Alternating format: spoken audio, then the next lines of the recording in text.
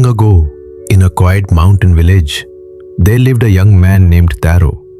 He was bright. He read every book he could find. He listened to every speaker who passed through his village. He thought deeply, spoke cleverly, and people often said, "This boy will become something great."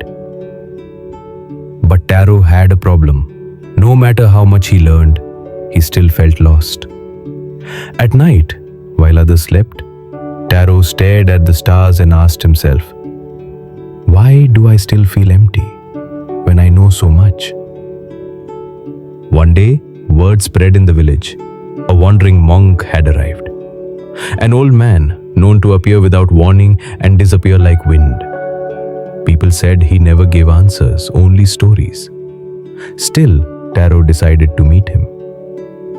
He found the monk sitting beside a small tea stall, alone and silent. Taro bowed respectfully and said, "Master, I have read many books, I've learned many things, but peace still escapes me. Why?" The monk smiled but said nothing. Instead, he picked up a clay cup and began pouring tea. He poured slowly. The tea rose to the top of the cup. Then it began to overflow.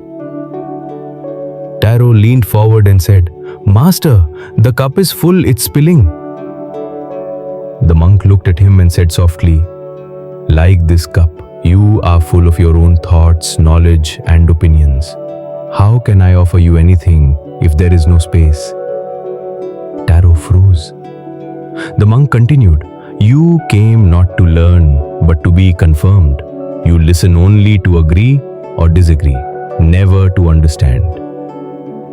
The words struck deep. Taro slowly bowed his head and whispered, "Then, what must I do?"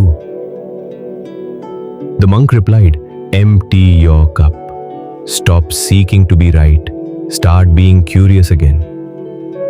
That evening, Taro walked back down the hill quietly. For the first time in years, he didn't think. He simply noticed the sound of his footsteps, the color of the leaves, the coolness in the air. Something inside him had shifted.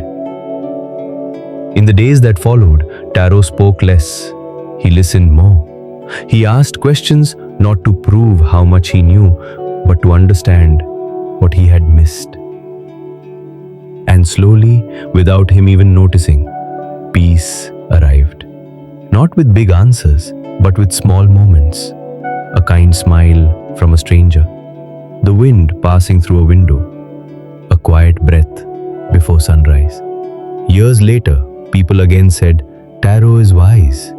But this time he didn't believe it. He only smiled and replied, "I'm still learning. My cup is never full." Sometimes knowing too much can blind us.